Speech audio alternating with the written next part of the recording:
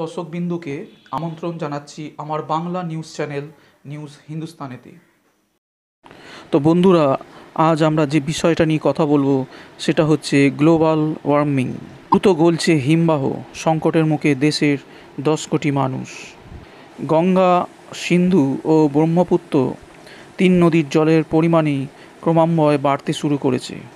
হিমালয় ও কারাকোরাম পর্বতমালার হিমবাহ দ্রুত গলতে থাকায় এই পরিস্থিতির সৃষ্টি হয়েছে।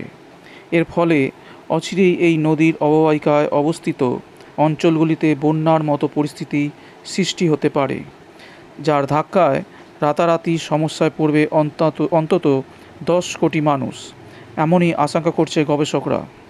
গবেষক মোহাম্মদ ফারুক আজমের নেতৃত্বে ইন্দোরের আইআইটির এক গবেষক দল হিমবাহের গলন নিয়ে এক গবেষণা করেন। তাদের এই গবেষণাপত্রটি দ্য জার্নাল সায়েন্সে প্রকাশিত হয়েছে।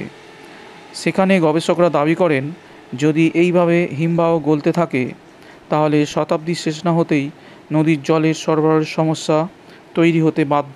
হিমবাহের গলন, বিশ্ব উষ্ণায়ন এবং আবহাওয়া পরিবর্তনের মতন একাধিক বিষয়কে একত্রিত করে তা নিয়ে 250-রও বেশি গবেষণাপত্র খতিয়ে দেখতে তারা পরিস্থিতি বোঝার চেষ্টা করছেন গবেষকরা। এবং তাতে দেখা যাচ্ছে যে হারে হিমবাহে গলন দেখা যাচ্ছে তাতে অচিরেই গঙ্গা সহ বাকি নদীগুলির জলের পরিমাণ বেড়ে যাবে।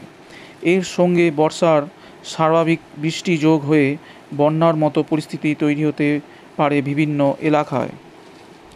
এমনিতেই হিমবাহ গলা জলই নদীর জলের পরিমাণ বৃদ্ধির অন্যতম কারণ।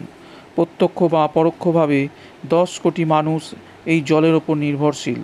তাও গঙ্গা কি ব্রহ্মপুত্রের অববাহিকায় জলের চাহিদা মেটাতে বৃষ্টিরও জল রয়েছে, কিন্তু সিন্ধু উপত্যকায় পরিস্থিতি আলাদা।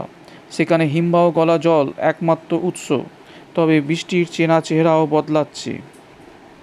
সেই সঙ্গে গ্লোবাল ওয়ার্মিং এর প্রভাব পড়েছে গঙ্গা ব্রহ্মপুত্র অববাহিকাতেও। গবেষকরা জানাচ্ছে 2050 সাল পর্যন্ত এইভাবে গলনের মাত্রা বাড়তেই থাকবে, তারপর তা কমতে শুরু করবে।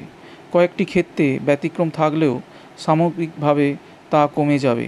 সেই সময় শুরু হবে অন্যান্য নানা সমস্যা।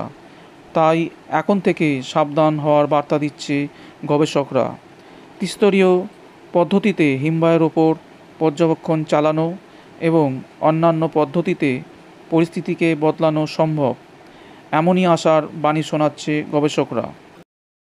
প্রিয় দর্শক বন্ধুরা, ভিডিওটা যদি আপনাদের ভালো লেগে থাকে তাহলে অবশ্যই like, share, comment and subscribe করতে ভুলবেন না। আমি ফিরে আসবো আবার নতুন কোনো আপডেট খবরের সঙ্গে। ততক্ষণের জন্য অনেক অনেক ধন্যবাদ।